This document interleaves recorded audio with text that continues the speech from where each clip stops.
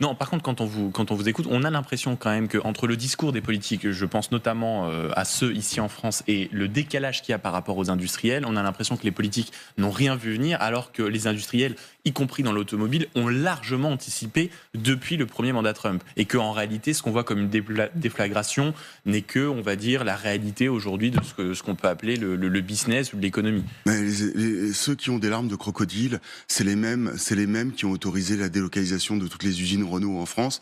On a perdu 1,5 million d'emplois dans l'industrie automobile en 20 ans. Je veux dire, qui est-ce qui l'a laissé faire? C'est les politiques. Quand il y a que Nicolas Sarkozy qui s'est opposé à la délocalisation Oui. complète de la Clio quand il était président de la République, 2009. je me rappelle, en 2009. Voilà, merci. Je me rappelle plus quand il était président.